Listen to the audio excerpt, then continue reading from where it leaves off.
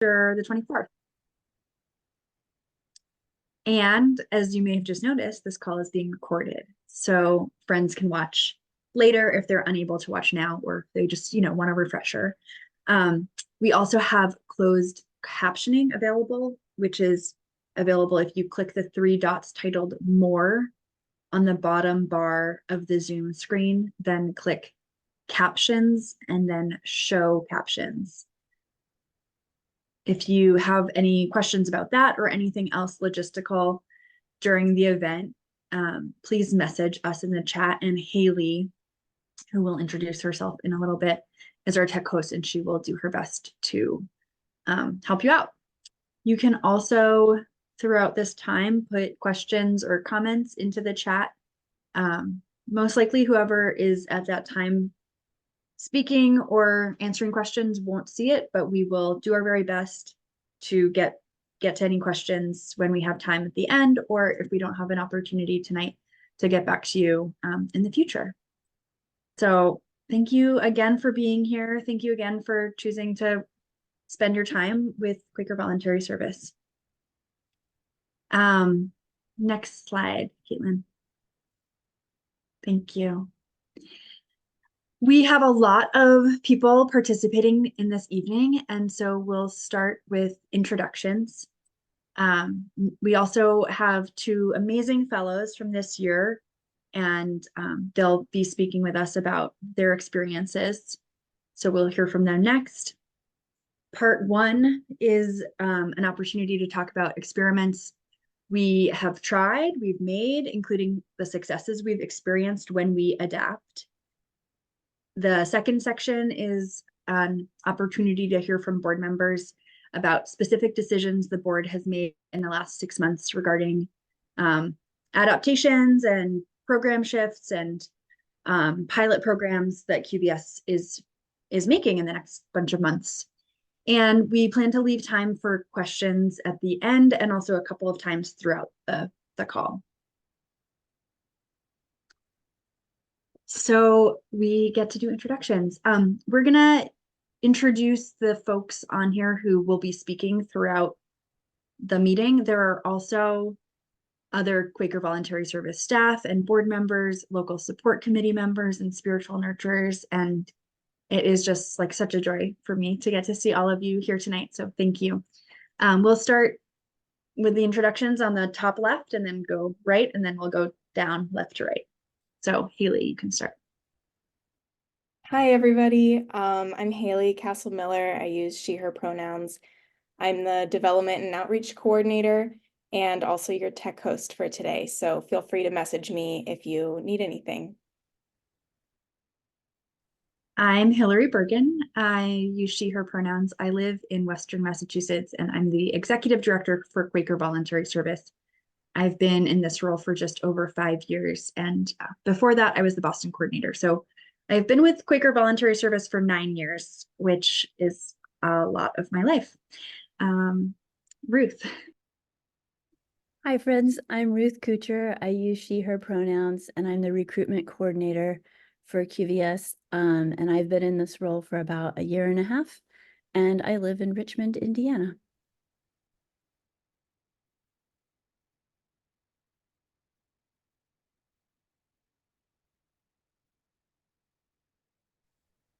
My next in the queue, I'll just go. Damon Mottstory, they, them, theirs. I'm on the board.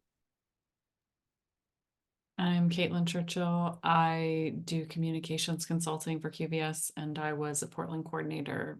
I think I started in 2017, and I live in Portland, Oregon. Thank you. Good evening, friends. I'm Naran Roy. I use he, him, and they, them pronouns, and I'm a Boston Fellow with the pleasure of serving at Metro West Worker Center this year. Hi, I'm Kate Monahan. I am the treasurer and am also an alum, 2014, 2015, Philadelphia. Hi, friends. I'm Rachel Logan Wood. I go by Woody. I use she, her pronouns, and I've been the Portland City coordinator since 2020 and the alumni coordinator since 2022. Way to go. That was like, oh no, Emma, I'm so sorry. Go. No worries. Hi everyone. My name is Emma Fee. My pronouns are she, her, and I'm currently serving in the Philadelphia House and working with Achievability in West Philly. Thank you. I just got so excited. That was like the shortest introductions time ever. And I just really wanted to give everybody a high five for that. Thank you again to Emma and Norin, who will be sharing this year. And I'm gonna just hand it over to them. So Emma, I think you're up first. Thanks, Hillary. Yeah, so I was originally drawn to QVS because I knew that post-grad, I just graduated from undergraduate in May. I knew that I was interested in doing some type of service year, and I had obviously heard of, you know, Peace Corps, City Year, AmeriCorps, and was and I applied into Food Corps, which is an AmeriCorps program. And so I was definitely in that kind of funnel of looking at those types of options. But then when I found out about QVS, the reason that it became you know, kind of my top choice over a similar but different program was really the intentional community aspect of it. I know that a lot of people coming from the traditional undergraduate experience really struggle with losing that ecosystem of community that a lot of institutions provide. And so I was really looking to find a place where that would be kind of structured for me, which QVS has done really, really well for me. I feel very supported, not just by the staff and by my city coordinator, but also the other people in the program nationally, but also especially at the Philly House. I feel like there's definitely some self-selection that happens in the admissions process, and the people that I find myself surrounded by in the program, we share values, we share a lot of perspectives, and but also everyone is coming from a different place, and I think has different reasons for choosing the program. So it's been a really fantastic, I think, transition from, you know, student life into real world adult life, because it has had that structure. And, you know, in addition to being able, obviously, I wanted to do a service year, so I'm able to perform that service and get really good, just like in general work experience that's going to beef up my resume. And then not to go boom, boom, boom of the like 3 parts of the program, but I also was raised in a Quaker household, but in a very isolated small Quaker community with no other like young people. And so I was really, really drawn to being able to connect with people who are either interested in or have the same spiritual and faith background as I do, because I'd never had that before. You know, I didn't grow up going to Quaker camp or anything like that. So those, the 3 aspects, honestly, really individually, I really value. And then also just the program does a really wonderful job of structuring all of that very intentionally into the system. And, you know, similar programs like Food Corps, it would have been awesome work experience, but there's no cohort. You know, I wouldn't have been going through it with anyone else by my side. And I also wouldn't have had the chance to reconnect with, you know, my spiritual roots, which are really important to me coming out of college, where I was maybe not as connected with my Quaker values. And, you know, I can't really pin down one exact moment where like I knew that this was like the right decision for me to have made. But it has been a really wonderful space to kind of discern what it is I want out of my life and what the next step for me is going to be. You know, everyone in the program and even in my house has very different life experiences. They're at different stages. A lot of us are kind of freshly post-grad, but not everyone is. And so it's been really helpful to have a supportive space where like also the slow, intentional process of discernment is, you know, encouraged and celebrated. And I think that that's really helped me to figure out what is next for me. So yeah, that's my spiel. Thank you so much, Emma. We'll have time to ask 1 or 2 questions of these folks after they both speak. So if you have a question now or are starting to formulate one, hold on to it or put it into the chat. Norin? All righty. Thank you, Hillary. Yeah, so I was also one of those QVS fellows coming to the program freshly out of undergrad. I went to a college, Haverford, where there is a lot of current Quakerness involved in some of its governance and also some of its student life. So, I'd heard about Quaker Voluntary Service and then kind of put that to the side, and then suddenly finding myself, writing a senior thesis, getting ready to graduate, and in a really tough place of discerning next steps. I was trying to ask myself kind of what I needed to focus on in order to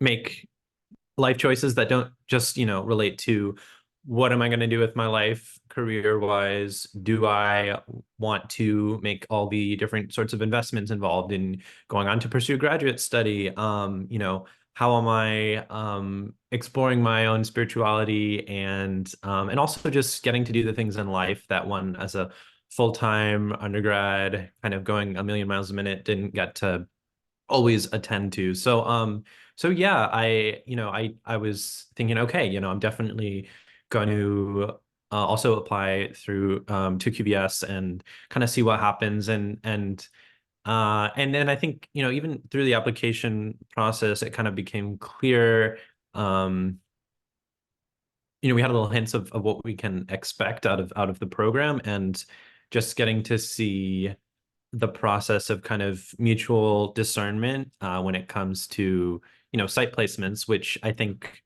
in many ways, in the advertising, we can think of QVS as, yes, a service year program, one of many.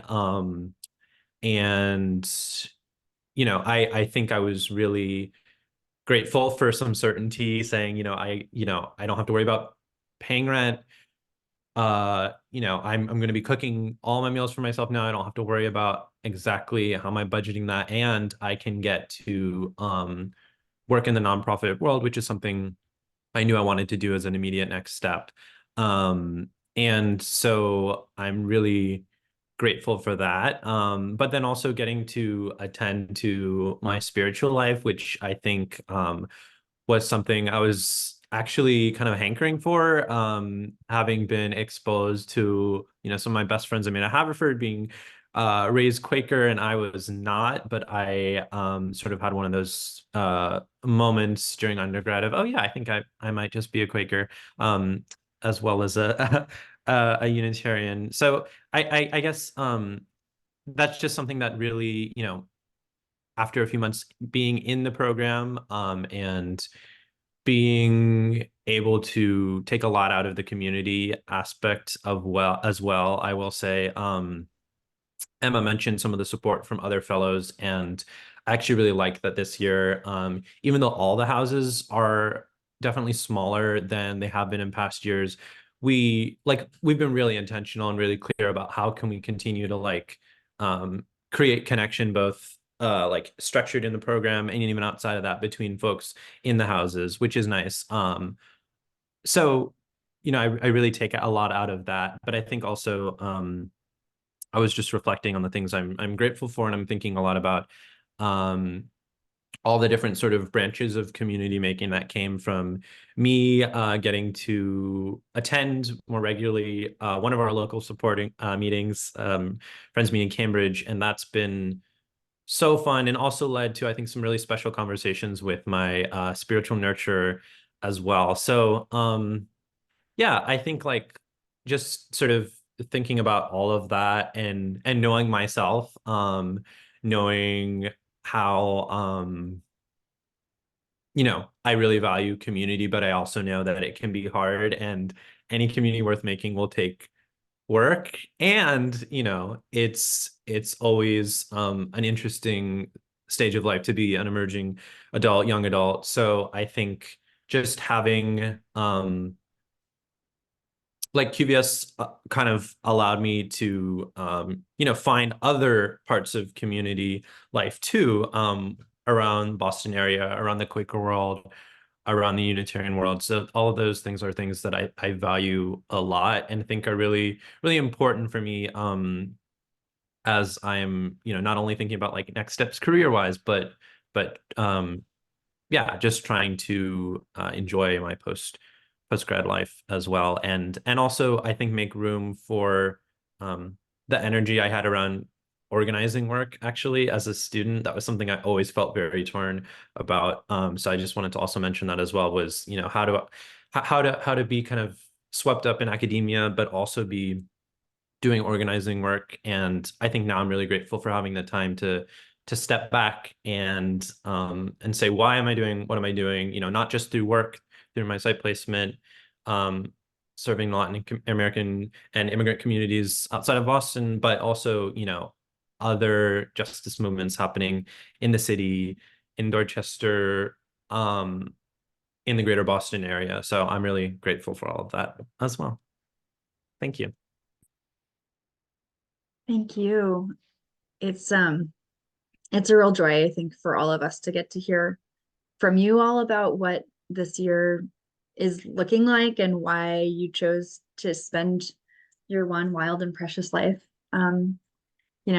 at least part of it with Quaker Voluntary Service. So I'm really grateful for your willingness to be here and to share about where you are. And yeah, so thank you so much.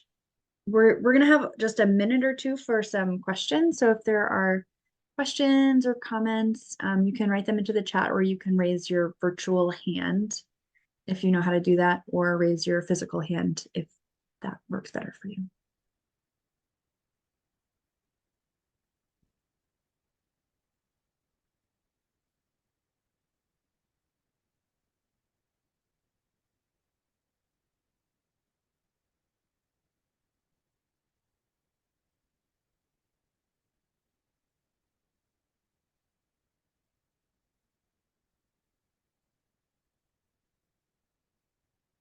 Okay, well, I have a little question, which is I love food, which my coworkers know, but what is like the dish, like what is a food in your house that you like associate with your housemates or with house dinners or something like that, or that you enjoy cooking?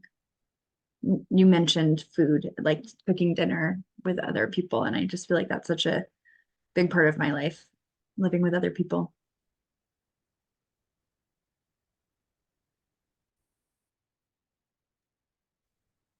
For me, my house, we are really into for house meals doing curries, because they're easy, they come together quickly, they're always delicious. We just had curry for dinner like 20 minutes ago when we were having our house dinner.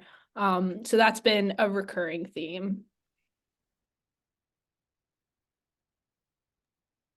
That sounds great. Yeah. In my house, Carla and I have kind of been on a roll of how can we, like how many different ways can we prepare chicken, which has been fun. And I will say that it's nice to also, we're trying to expand on a project some fellows had started about like kind of creating a cookbook. Some fellows had started that for us the year before. And so we also, though, our kind of like go-to easy, reliable recipe, the thing I can bring to potlucks at FMC YAF gatherings is kind of this coconut curry. So also a curry, Emma, with like garbanzo beans and all sorts of good stuff. Yeah, and it's vegan, so it's a very different direction from the chicken. Thank you. We have one question in the chat. How did you each first hear about QVS?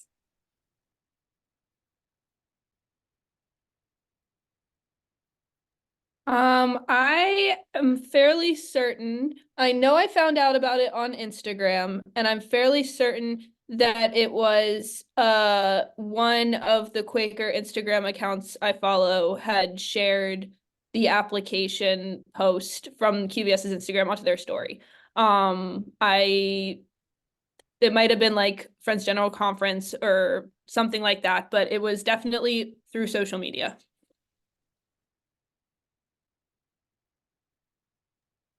Yeah, and I think I first heard about it. Well, oh yeah, because two of my years in college, I kind of lived in an intentional community that's also a bit experimental at Haverford, and it didn't happen every year, but it was sort of Quaker interested folks living together, doing a bit of yeah, that kind of, ritual and other things that bring people together. So I heard about it through some folks who'd served through there. Yeah, which was nice too, because it wasn't just like a channel that purely was like, if you've been in the Quaker universe for this many years. I heard about it from people who had all sorts of different plans for their future after QVS, and fellows who weren't also necessarily Quaker themselves. Thank you so much again. It's so nice to have you with us. I know you might not stay for the rest of the time, but if you're still here at the end and other people have questions, well, pass them along. And if you're not, that's totally fine. So I think an important part of our time this evening is always about like grounding in who we are, which is we have fellows, like that's what QVS exists for, is to host these programs and be part of the lives of people who are discerning what their vocation is and what their spiritual life looks like. And we also, as an organization, need to stay current with like, what are young adults right now saying and needing and doing?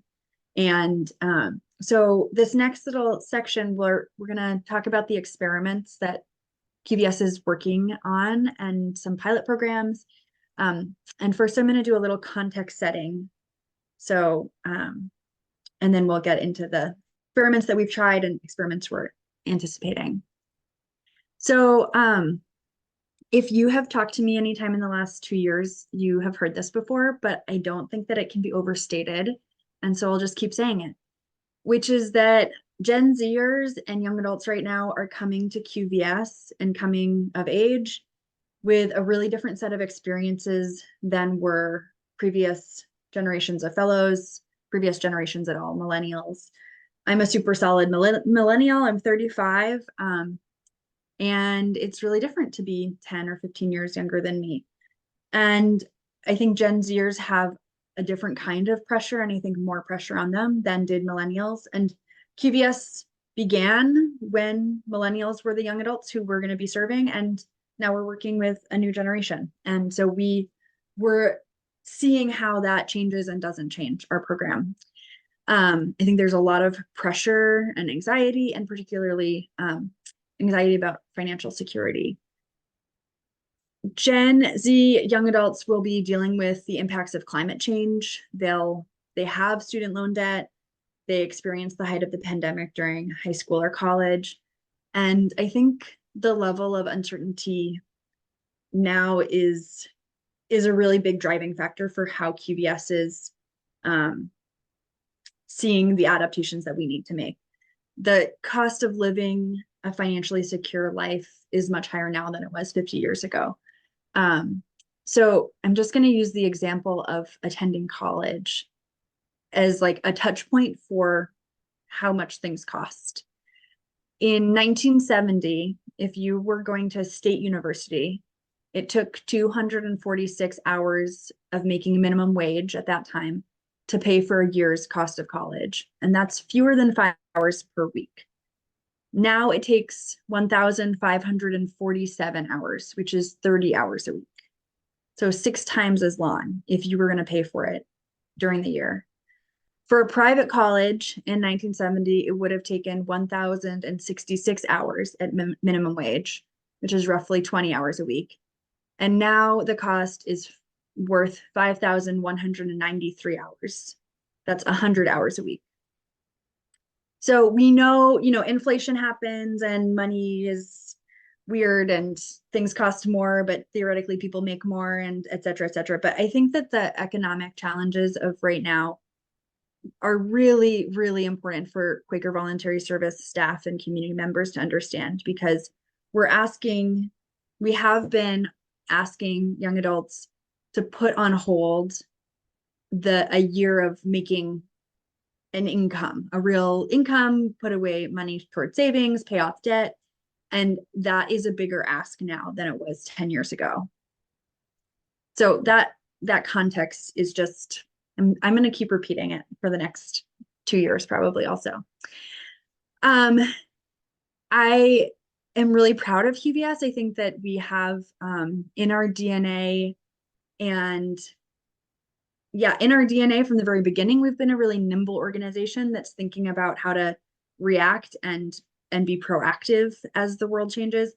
And we have proof. And so I want to talk a little bit about the ways that we have been investing in trying new things in the last couple of years and the outcomes that we're seeing. So we are going to hear from 3 different staff. We're hearing from Ruth, Caitlin, and Woody. Ruth is a full-time year-round recruitment position. Ruth is the first person in this position. She's been in it for a year and a half.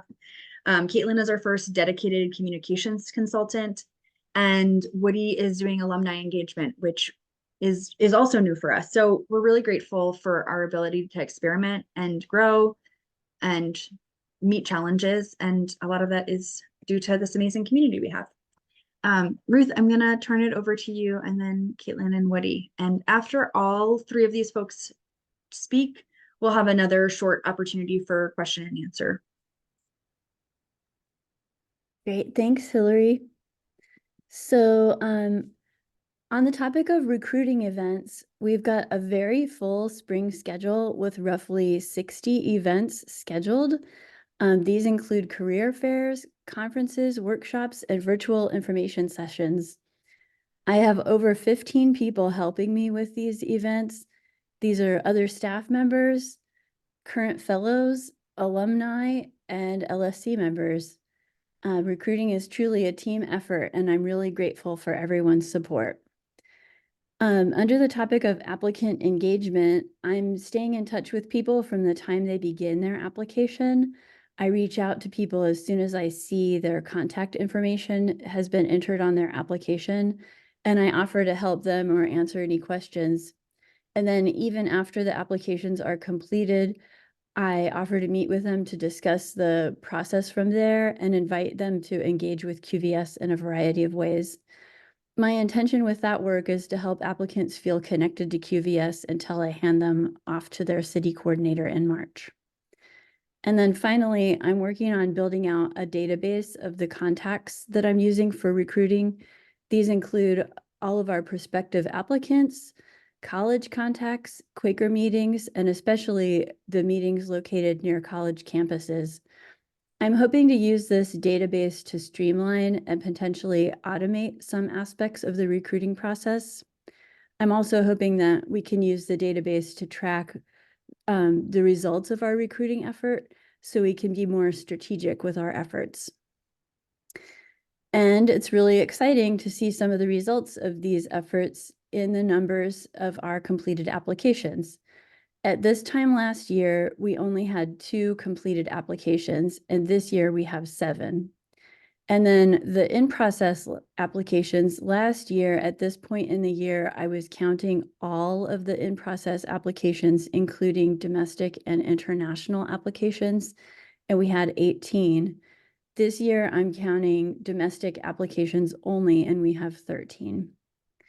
So in conclusion, I feel really optimistic about recruiting this year. We're still early in our application season, and there's been a lot of interest so far. My experience at fall recruiting events was that young adults are interested, and they are actually attending events now.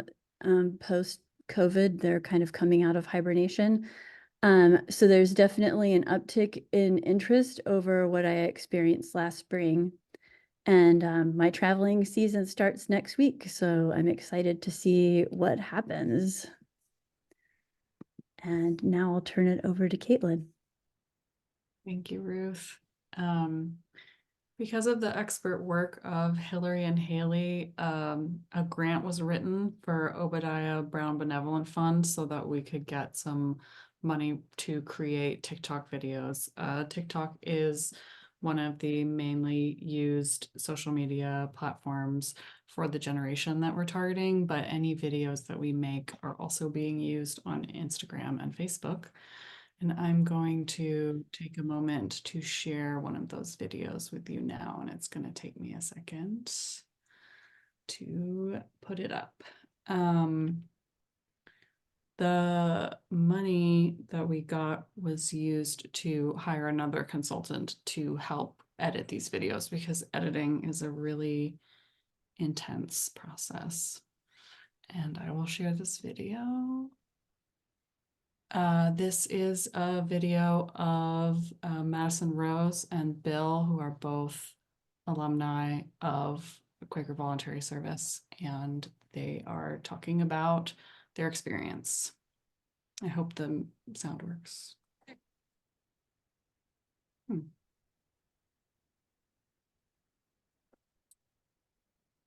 on.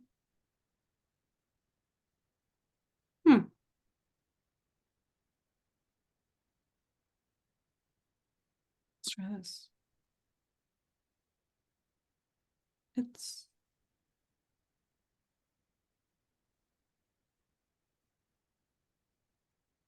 okay. It's not working, but I can share that in the chat and you can watch it another time. That video was 30 seconds long, and I have put some money behind it on different platforms, and it has already brought a bunch of people to us. And as Ruth has been talking about, we've been getting a lot of applications, and some of them explicitly name social media, as well as Emma just said that she found QVS through the internet. And I've also noticed, since I've put money behind videos to increase their reach, that we've had a much higher level of people coming to the website. So in the past 30 days, 450 people have found the website through a Google search. And one of the issues with TikTok is that it doesn't have an easy platform migration. There isn't a way for people to click a website and move off of TikTok, and so they would have to seek us out through Google. So that's something that's very exciting. And I will pass it on to Woody.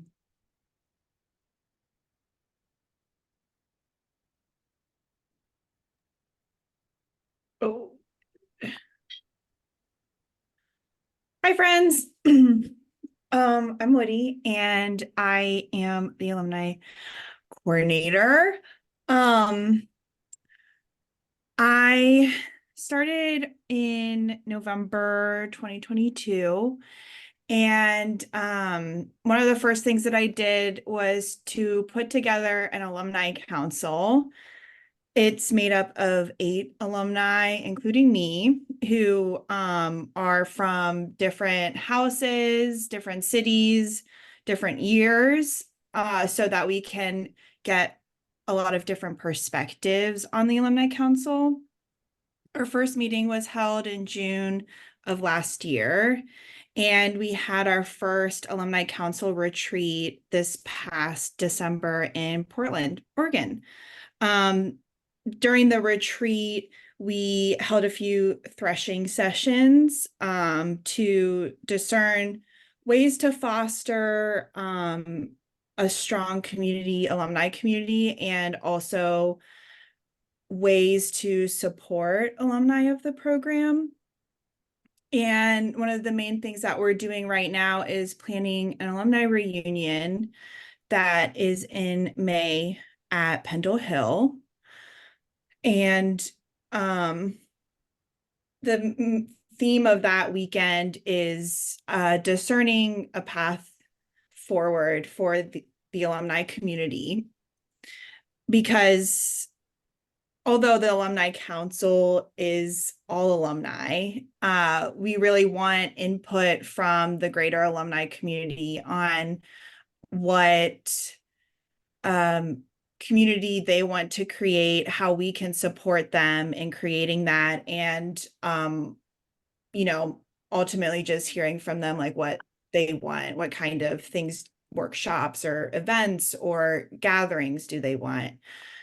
And as of right now, we have almost 300 alumni. So, yeah, we've got a lot of work to do. It's really exciting.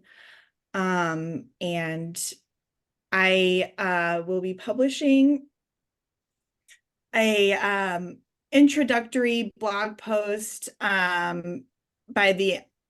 in like a week or so, introducing all the alumni council members, as well as the minutes from our threshing sessions. So stay tuned for that.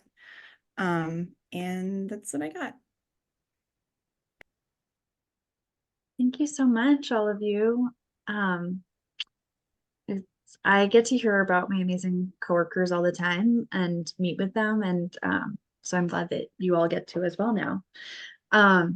We have a couple of minutes for any questions, comments, curiosities that you have. Would love to hear what you're thinking about.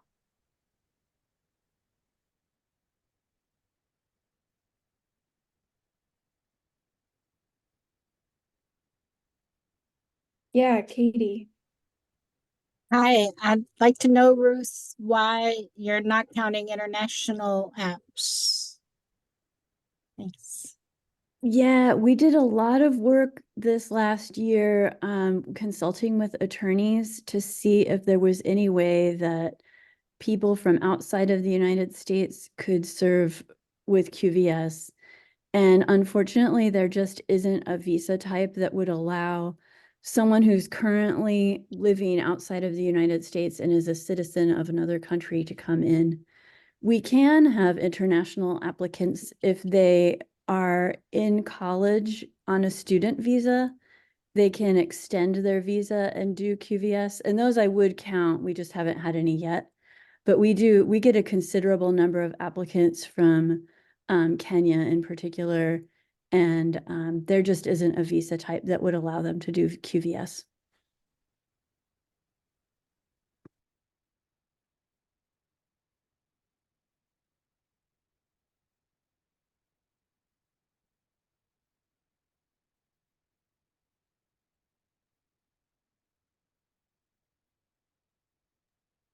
Yeah, Brigitte. I think you're on mute right now. I wondered whether the participants who spoke felt any clearer after their year with you about their futures than they did when they began. There's an awful lot of use of the word discerning, and maybe overuse, I think. In any case, from either of them, I'd be interested to know. It took me 6 years to find my niche in the world. I mean, you know, it's not a quick process usually.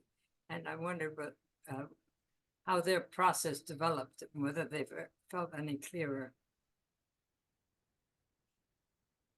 And I also was interested whether they were liberal arts majors or STEM majors in college, or, you know, were they pointed in a certain direction, and were they modifying it, or were they thoroughly at loose ends? Yeah, I'm happy to jump in. Excuse me. So I was, well, yeah, in college I studied social anthropology and Latin American studies.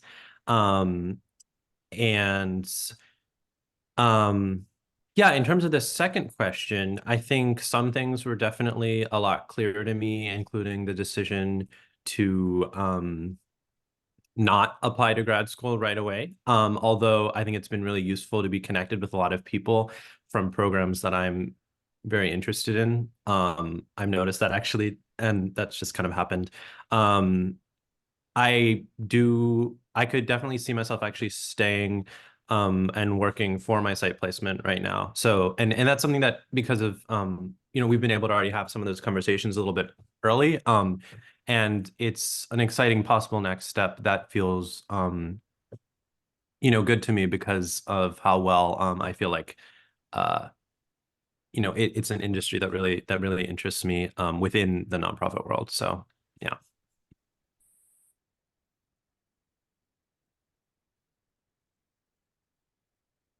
Yeah, I would, well, I mean, I think my idea of what I want to like do with my life changes every like month. And that hasn't changed being in QVS, but I do think that like it's helped me to figure out, well, for one thing, it's given me the space to like take a step back and like not have to have a plan right away, which has been really, really helpful.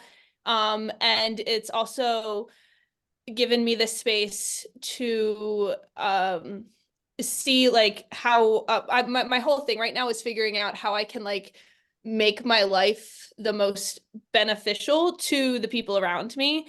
And I think that that's kind of like everyone involved in QVS at least tries to model that, you know, benefiting those they're in community with. And so that has been really, I think, inspiring me to not be focused as much on like building financial wealth or gaining bureaucratic power, you know, which I definitely know are easy traps to fall into. And so I think having a values-led program has helped me to have a values-led approach to looking at possible, you know, paths after this.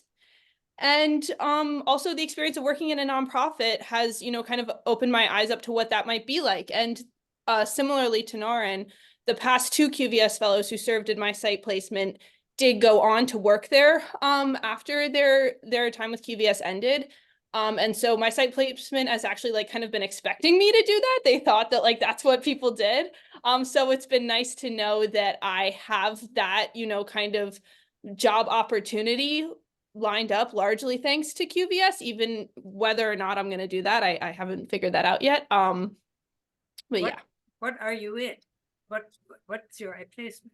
My placement is with Achievability in West Philadelphia, which is a community-based organization that does a lot of different programming and projects in the area, but is largely geared towards ending generational poverty for low-income and single-parent families through access to higher education, workforce training, and housing.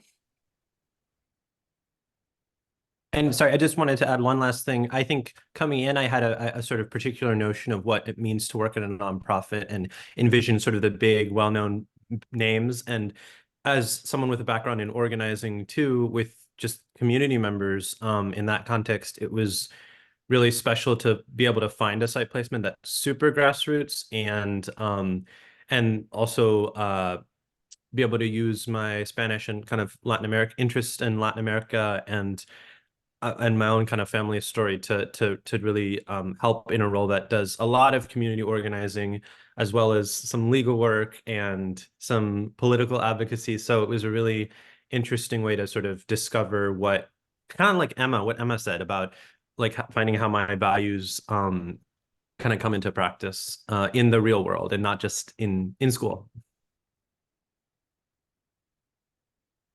Thank you. I see one question that seems a little bit more general, so I have it noted and we will answer it later. But here's one question that I think is for Woody. What are the aspects of QVS that alumni find to be the most valuable? Have they shared any of that with you?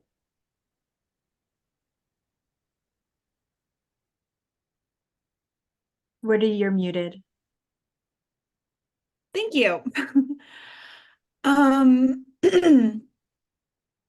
I would say something that I hear from alumni is they really valued the community that they lived in, and specifically the focus on supporting spirituality and spiritual growth with each other. And something a lot of alumni consider QVS or the QVS community to be their spiritual community. And one of the things that we're trying to work on or focus on the Alumni Council is how to continue that spiritual community for alumni who live in places that don't have any other alumni or don't have a strong like Quaker community there in general.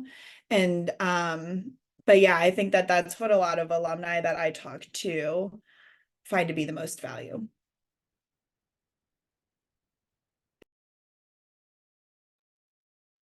Thank you, everyone. And Haley, thank you for keeping track of questions and holding on to some questions for our Q&A at the end. So I'm really glad we get to hear from all these folks and hear about the successes of QVS. And I know that you all as supporters and local friends and spiritual nurturers and all of the different roles that you all have, just people who care about QVS and pray for us, founding board members, you are a huge part of how we can have all these successes. And in order to look to the future and imagine how we're shifting and changing, we also wanted to hear from people who aren't already a part of the QVS family or community. So we conducted a survey, and this was really Mike, my colleague here, did an amazing job with this survey in the fall, which gave us a greater understanding of young adults' needs and how to adapt our program. We had a total of 133 responses, which was, we were like hoping for 30. We thought 50 would be like a lot. So 133 felt really great. 1/3 of respondents were age 18 to 20. So they're too young to apply to be QVS fellows, but people who we want to cultivate relationships with. Half of respondents are 21 to 30 right now. So those are folks who can apply now to be a fellow. And 1/6 of the respondents were over 30. And we also realized that this was a great recruitment tool and outreach tool in and of itself, because over half of the respondents were fairly unfamiliar or didn't know anything about Quaker Voluntary Service or other faith-based service year programs. So maybe we'll do more surveys. We asked respondents a bunch of different things. You can go to the next slide, Caitlin. So we asked, could QVS be a meaningful part of your life? And half of the 18 to 20-year-olds said yes. Half of them said maybe. 2/3 of the older group, the 21 to 30-year-olds, said yes, and 1/3 said maybe. And then just a total of 6 people said no. I think that those are some pretty good numbers. I take them. We take them with happiness. And we also asked, how likely are you to spend a year with QVS? 40 responded very or somewhat likely, which is 1/3 of the respondents, and 1/3 said, I don't really know, which is great because they're deciding and discerning and considering, and they know about QVS now. And, being uncertain is a great place to be. I mean, it's deeply uncomfortable often, but for us, it's great that they are uncertain. We asked, what are the barriers to participating in Quaker Voluntary Service? And we heard young adults might not do QVS because they might be considering further education. You might also recognize this from Emma and Noren's stories and from, alums that you might know. Considering further education, feeling the need to start a career and maximize earning potential, feeling like an 11-month commitment is too long, maybe considering other service year programs like Peace Corps or Food Corps, and then student loan debt. And we also wondered what would make it more likely for you to apply. What would make this feel possible? We heard the two things we heard the most are, it would help to know I have enough money to meet my needs during the QVS year. And we heard it would help to know I would leave QVS with more money in savings. So we want to address that first comment of having enough money during the year by communicating more. I mean, I think we communicate a good deal, but clearly we need to communicate even more about what QVS provides. It is not a huge personal stipend. It's $250 a month for personal, for fellows to do whatever they want with. And we also really hope and plan that fellows are getting all of their needs met during the year. and that QVS is paying for those needs to be met. And we'll address the second of those concerns about leaving QVS with more savings through one of the changes that we're planning on making. We had some great just like responses to an open-ended question of what else do you want to tell us? So I'm going to ask Haley to read this quote. If I wasn't committed to pursuing a career path that involves the environmental sustainability and justice of the business world, I could see myself taking a year to participate in QVS. If there had been an option to do a QVS summer internship during undergrad, I would have definitely pursued it as a way to better discern potential work areas I like or dislike. Thanks for accepting input. Thank you. This next person writes, I was not really aware of what QVS is and what it seeks to offer, but after reading into it, I love the principle behind it. This is a program I might want to undertake, but I am not sure if I would commit 11 months to it. I'm sure the program is well planned out to make the right use of all the time one spends there, but as young adults or even adults in their 20s, there is a natural rat race we are all confined to because we are a part of this capitalistic society that promotes it. That makes 11 months a major commitment, especially when we have to get back to our old lives after that. And Haley, this last one. I'm interested in taking a year with QVS after I graduate, while also working towards getting my teaching license. I wonder if this is doable or if that would be too much on my plate. Thank you. I just think it's really amazing. You know, these people, some of whom said, I know I'm not going to do QVS, still bothered to give us feedback about what it is that was interesting or was not interesting to them about QVS. So that just really warms my heart. And it's also just great to hear in their own words for these respondents what it is that would make it more or less likely for them to do QVS. So great, thank you. We are moving into the second part that's really about like, what are the changes QVS is making? What are program shifts and pilot programs that we're offering? So the board and the staff met in early November for a retreat all together, which was the second time we've ever done all staff and all board. And then it was followed by a board meeting. And as we examine what we've done so well on in the last 10 years, we see that we help individuals to follow spirit-led lives, and all the discernment we made in terms of how we're moving forward is in service of that work and of that mission.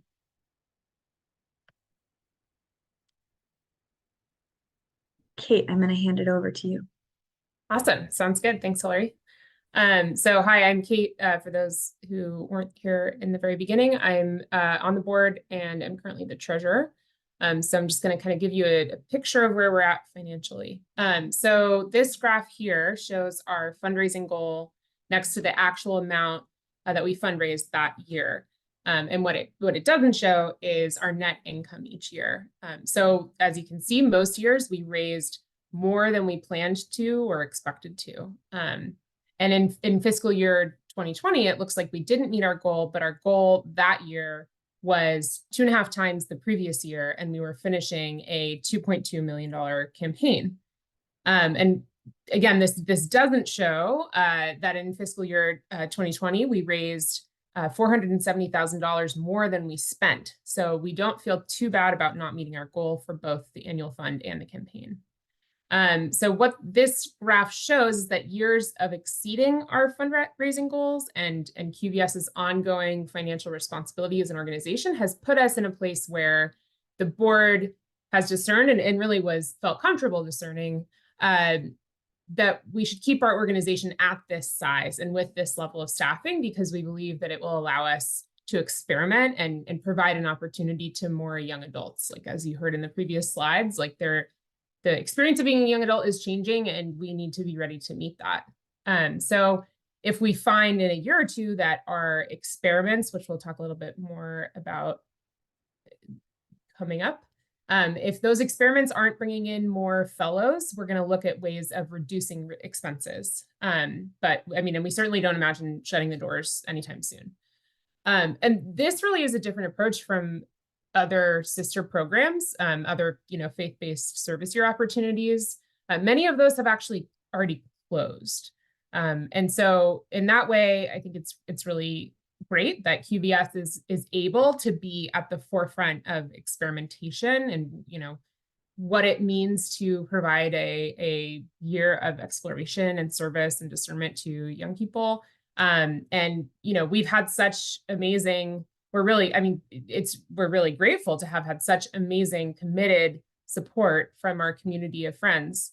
And that really has enabled us to have the financial flexibility to engage in this time of experimentation. And so overall, just know that your financial support has made a huge difference for us. Thanks.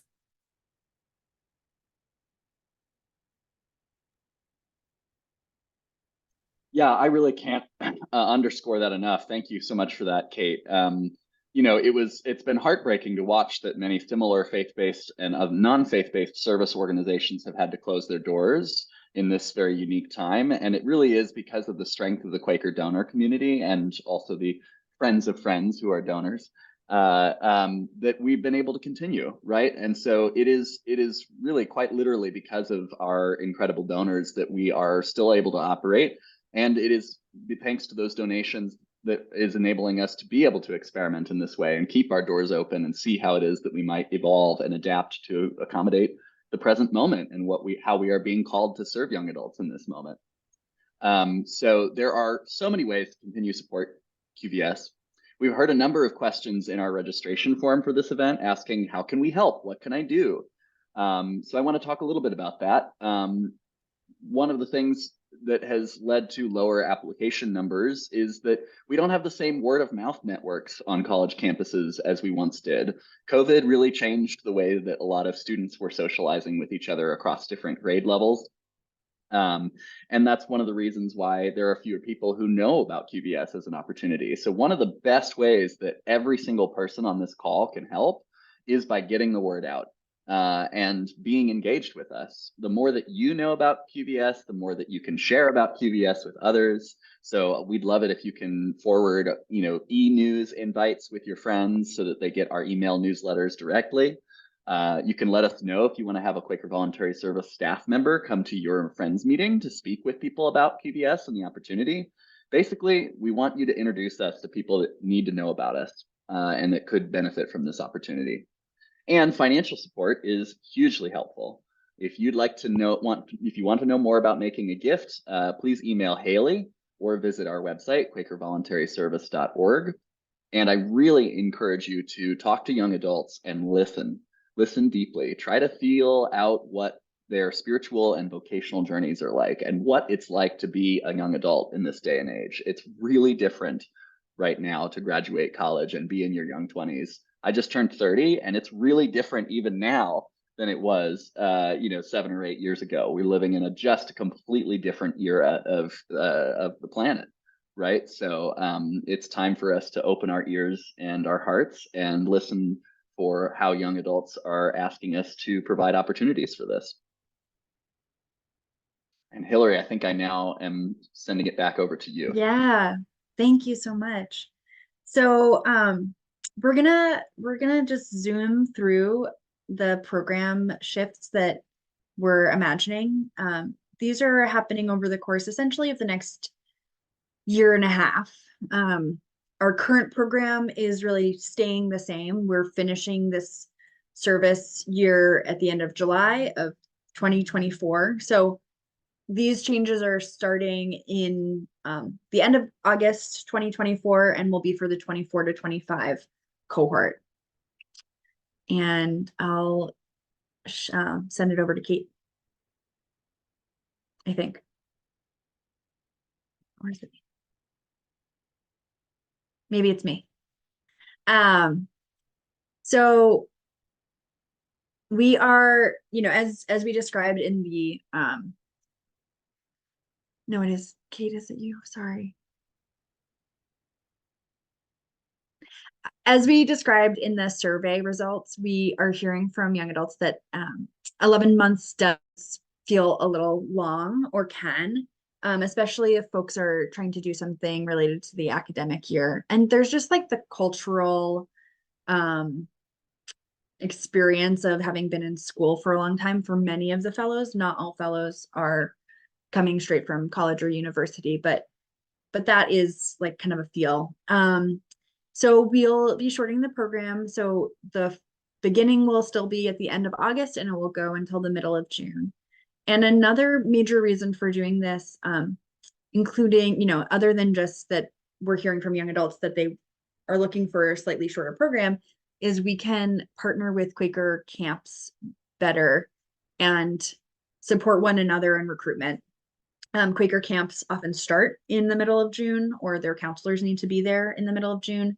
And if our program makes it accessible for somebody to be both a counselor and a fellow, then we really see that as a win-win. So we're excited about that opportunity. We also do know that there's a potential challenge that, you know, site placements really value having a fellow, and we are aware that this might not work for all site placements, and we're in conversation with them. And this is an experiment, so we're trying a lot of different things. We are also looking at 2 different summer programs. One would be a 6-week-long, 5-week-long summer program for people who are in the 18 to 20 range, kind of college age students or young adults. They're looking for something to do during the summer. One of the quotes from a respondent from the survey was about, you know, I wish I could have done this during a summer. And we hear that at career fairs and in conversations with current college students a lot, that, you know, they're not sure what they're going to do when they graduate, but in the meantime, they're looking for meaningful opportunities. And then our other idea and pilot program will be a summer program for high schoolers, or people kind of 14 to 18. And that would be shorter, it'd be less than 2 weeks. We imagine that this would take place in one of the cities where we already have a program, and would be opportunities for the young adults, for those high schoolers, to connect with local programs, much like the fellows do during their year. We still have a lot to figure out about both of these. And I think one of the choices that we have made by having the supporters briefing tonight and not in 6 months is we're really interested in bringing you all along with us as we're exploring all these options.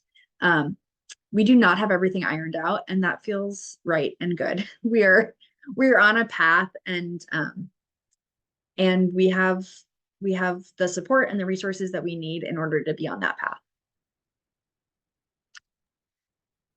So I get to talk a little bit about a very cool thing that we're trying out in Boston. This is called the Boston Angelic Troublemakers pilot cohort. And this really is inspired by the incredible gay Black Quaker activist Bayard Rustin, who said, we need in every community a group of angelic troublemakers. So we're trying out the Boston Angelic Troublemakers cohort.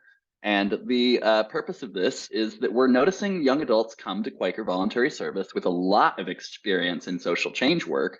And some of them feel like they actually need a breather in order to settle and find themselves and find ways of doing this work in a long-term sustainable way.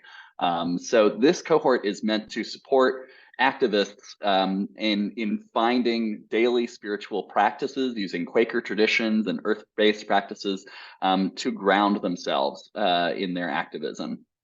Zenaida Peterson, our Boston coordinator, is really excited to offer this programming. They will be working with their mentors to expand the kind of spiritual practices we work with.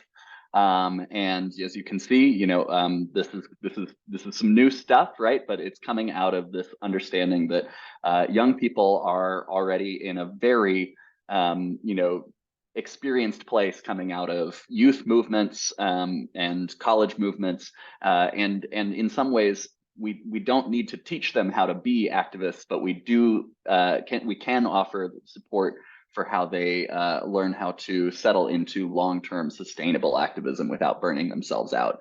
And so that is what this cohort is aimed at doing. Thank you. And I really enjoyed getting a lot of email responses to the e-newsletter that was titled "Bats Are Coming to Boston." And it was really fun to get a lot of responses that were like, "Bats? I was confused, but this is great." So thanks to everybody who wrote to me. I love getting responses. We are looking at expanding site placement options. So our mission, Quaker Voluntary Service, enables lives of prophetic service. We support and empower young adults to explore their spirituality and vocation while living in intentional community. And we are thinking about all of the different ways that people, quote, let their life speak. We have heard from young adults who chose not to do Quaker Voluntary Service because they were going into the sciences, or they were interested in law, or a career path or vocational path that didn't feel aligned with the nonprofits that we partner with. So we're looking at how to expand the kinds of site placements that we work with. Again, we don't have all of the details ironed out, so we're figuring out, like, okay, are there different like labor laws that we have to be aware of if we're working with a business? But I've been dreaming, and we've been talking about, like, what about legal practice where the fellow would be supporting pro bono work that the lawyers there are doing? Or are there businesses who are moving into sustainable energy, or their solar panel businesses that fellows could be expanding capacity of that business in ways that are still really spirit-led and spirit-grounded, and also not in the nonprofit world. So that's what we're thinking about. And, again, it's a pilot, it's an experiment. This first little while will be the board and the staff discerning and approving each new site placement, and having some real good conversations about all that.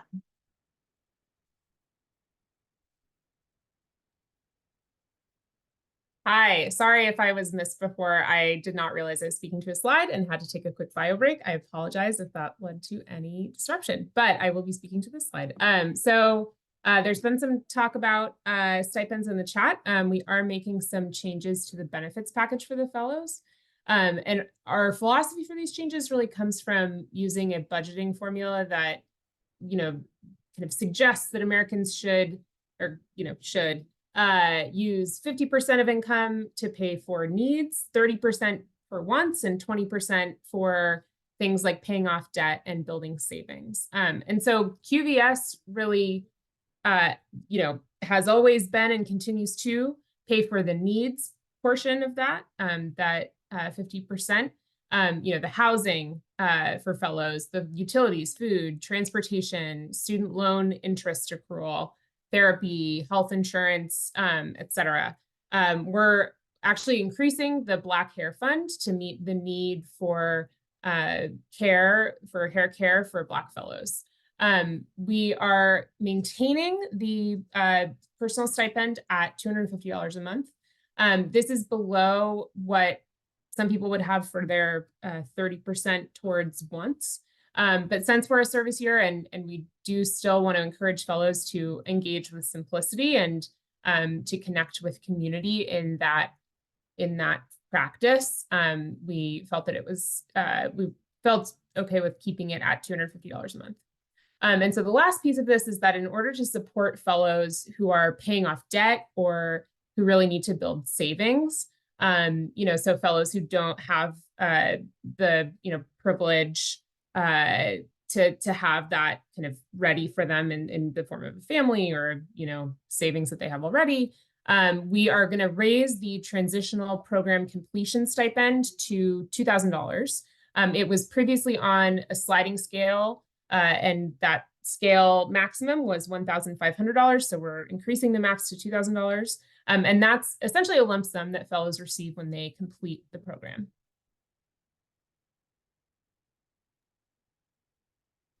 Yes, so I'll talk a little bit about QVS returning to the Twin Cities. I really quick just want to lift up a reply that I posted in the chat, which is that part of the reason why we didn't decide to increase the personal stipend above $250 a month is because we actually took very swift action to recently increase to that 250 a month, because you know, the fellows such as Emma and Naran, who we were hearing from earlier, we felt like the folks that are serving right now needed that increased stipend, right? We didn't want to wait to implement an increased stipend. So that decision happened before we made all these new choices. But yes, moving forward, very exciting. We are returning to Minneapolis-St. Paul. Essentially, there is just an enormous amount of energy among Quakers in the Twin Cities. We have actually maintained our lease on the Minneapolis Quaker Voluntary Service House. And so we still have a location, which is great. And we have Melissa McLaughlin as the interim city coordinator, who's working to get site placements lined up for fellows to work with. As Melissa does that, we're also looking for a local city coordinator who will support the QVS fellows in the house. Melissa is great. She was Philadelphia coordinator for 2 years and is doing this position remotely. So we're going to find a local Twin Cities folk to be the city coordinator for the fellows once we actually restart the program. You know, it's a challenging decision to re-add a program house when we have low application numbers for our existing houses. But it was very clear to us that the energy and the motivation among Twin Cities friends to, you know, put it all out there and recruit lots of fellows and lots of places for them to work is, you know, we believe in it. We really think it's going to pan out. And so the other thing, long term, it's good to have more than just 3 cities that we're operating in part because the budget for the way that QVS supports all programs through national staff works a lot better with having 4 cities rather than 3, right? So we're moving forward. We're going to secure enough applicants to have a QVS house in the Twin Cities, and we're very, very excited about that. And then, yeah, I'm going to pass it over to Hillary for some information on the timeline of how all of this is rolling out. There's a lot that we're doing. Don't be too overwhelmed by this timeline. But know that we have a great plan for rolling all of this out. Yeah, so we are we're just doing it. So as you can see right now, we're recruiting for the BAT cohort. We're recruiting for profit site placements, or at least trying to figure out how to do that. We've increased the site placement fee just to be more competitive with site placements. We had a pretty low fee for a long time. We're working this spring on hiring a Twin Cities coordinator, and then this summer we'll, you know, have this cohort of fellows finish their 11 months with us and prepare an FY25 budget, fiscal year 2025 budget that will include all of these pilot programs. It'll include the BAT cohort, the shorter program year. It'll include summer opportunities. It'll include the Twin Cities program. Next winter will be really when we're gearing up for the summer and thinking about hiring summer pilot program staff. We imagine that work is not going to just move on to the local coordinators. The coordinators have a lot on their plate already, and so that would be additional part-time or like not full year, not year-round staff, and then giving these summer programs a shot in a year and a half.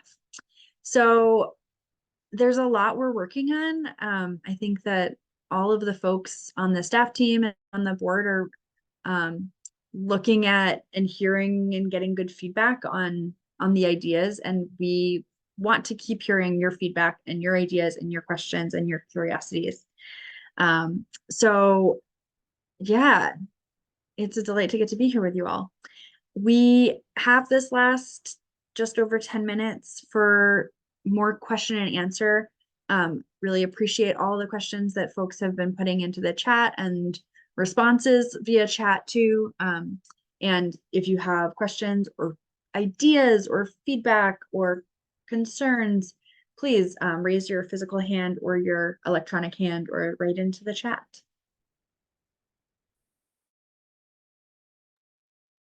I just want to circle back to a question that we had before, since we were already talking about stipends and everything.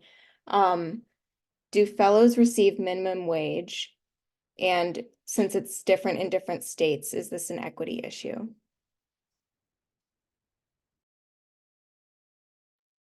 I can speak to that. So, fellows, when we look at the package of benefits, and it was shown in that slide that talked about like the needs, the wants, and the savings, QVS ends up spending probably close to minimum wage on each fellow.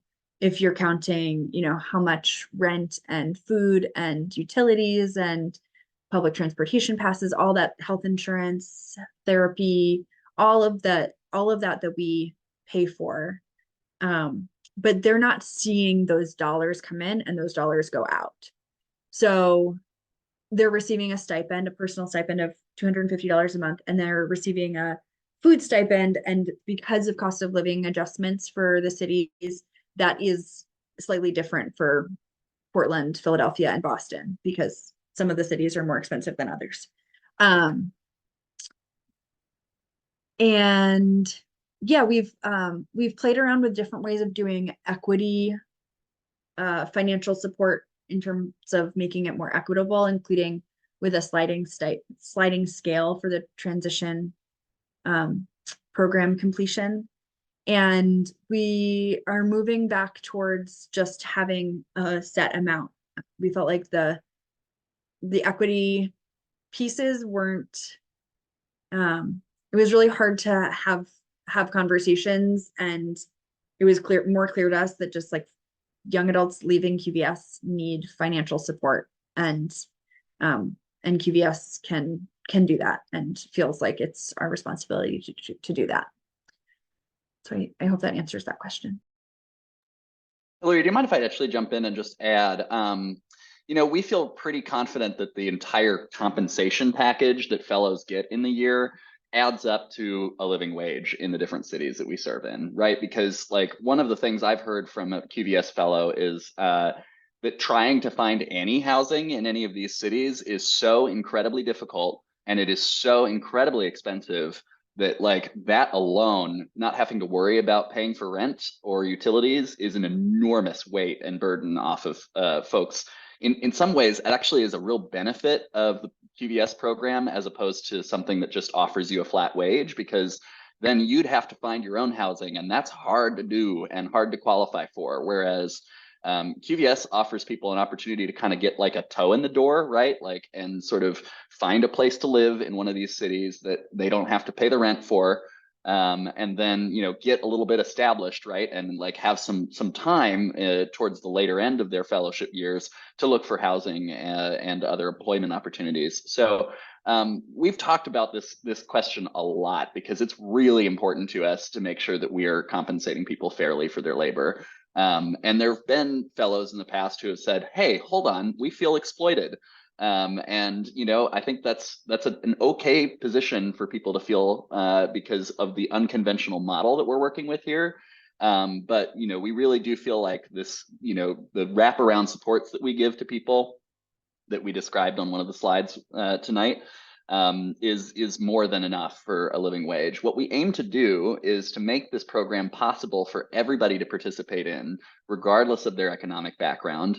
And we also aim to have it be the sort of thing where folks are not having to dig into their savings accounts or any, you know, well-connected family members that have money. You know, they can live fully on the QVS stipend and compensation package. So that is our goal. And you know, we're always looking to try to do better on that goal. And thus we've increased the stipend somewhat already in order to keep up with inflation, for example, and the rising cost of things like airplane travel and food and groceries.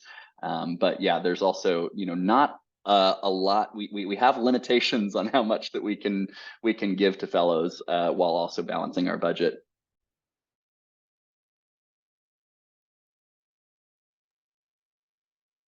IO. Hi everyone. My name's EVA. I did QVS in 2019 18 through 19. And I just have a question. You might have mentioned this at the top of the call, but have you all changed the way that you're like vetting site placements, especially in like the nonprofit space? And how does that translate to the additional site placements that you all are considering in terms of like for-profit sector? Thank you for the question. My name's Mike. I'm program director. I work with coordinators who are the primary source of selecting the different site placements in each city. And site placements, just like service year organizations, site placements have been really hit hard after COVID. And so one of the honest hurdles that we faced over the last couple of years is dealing with site placements that are themselves struggling financially and experiencing high rates of turnover in their leadership teams, which means that they're an organization that might have been a great match for us a year or two ago is struggling to kind of meet their commitments in the current year. So it's a fair question, but it's a question also in a landscape of uncertainty of what's going on in site placements right now as nonprofits in different cities are trying to keep their heads above water. We every year have sites that decide, that kind of recognize on their own that they don't have the financial support that we would need in order to make a site placement work, or the management support. Because one of the things that's really important to us is that we put our fellows in a site where there's going to be a supervisor that is able to really walk alongside them and help nurture their growth as individuals. And then there are sites who don't recognize that about themselves, but it's still true. And so there are sites where we choose not to return to that site, at least for a year or two, as they try to get their act together. So it's a bit of a juggling act every year of trying to find the best sites, trying to find new sites, wanting to respect the relationships that we've built with sites over the years and giving them the benefit of the doubt. We have, as you know, EVA, we have like 3 site placement check-ins during the year so that we can kind of see how it's going. And it's definitely been the case forever at QVS. If a site placement really is not working for someone, we want to find them a better site placement. So I don't know if that answers your question definitively, because I'd love to say every site placement will be a great site placement every time, but because we're working with people, it's unpredictable, and the best we can do is try and make it work, and when we recognize it's not working, take action to fix it. Yeah, that's super helpful. Thank you, Mike.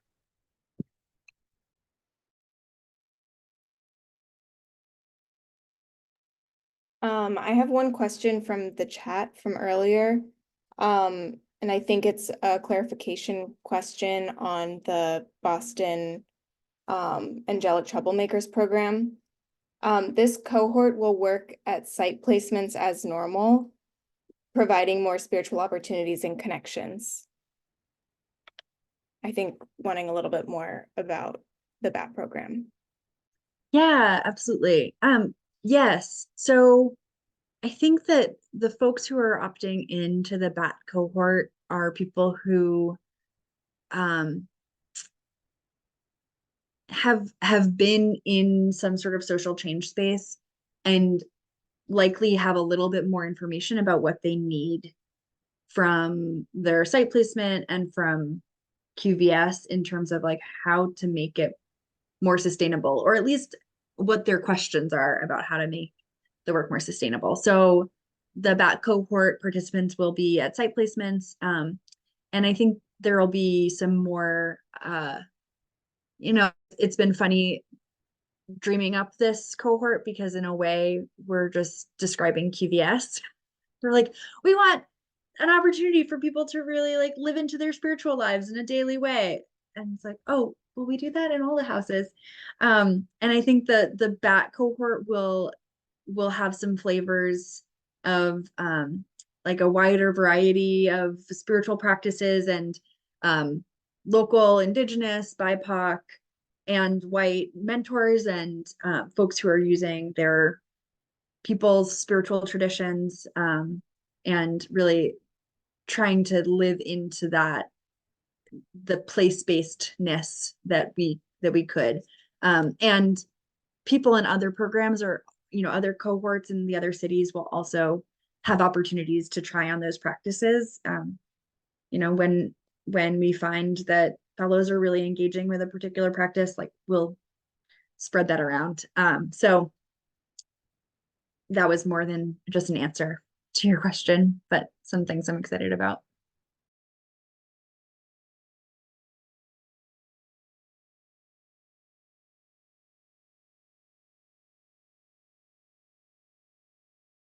You probably have time for just one more question.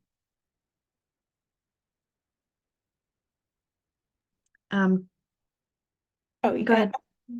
Is it possible that BAT folks will already be in a workplace and that they have chosen and are looking for support? That is a great question. I feel like nothing's off the table because where there's energy, like so much can happen. There's so much possibility. We had considered that as like a more serious, that idea of working with applicants who have work and finding a way for them to be fellows. We thought about doing that in a like broader way. I think just logistically that feels challenging, but I do think that if there's somebody who really wants to be a fellow and has work that they're really excited about, I would want to talk to them. I would want to see what might be possible.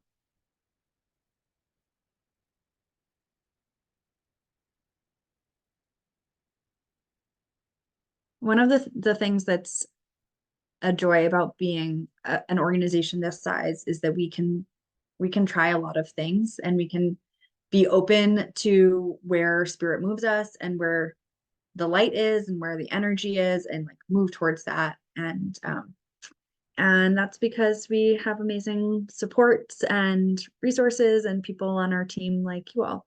So thank you. It's so nice to get to be with you all this evening. And yeah, I hope I get to talk more with each of you in the coming weeks and months. And if you have any other questions or ideas for us, comments, concerns, curiosities, please be in touch.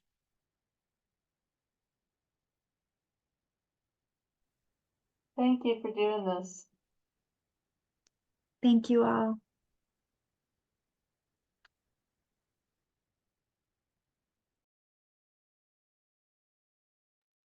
Have a good night.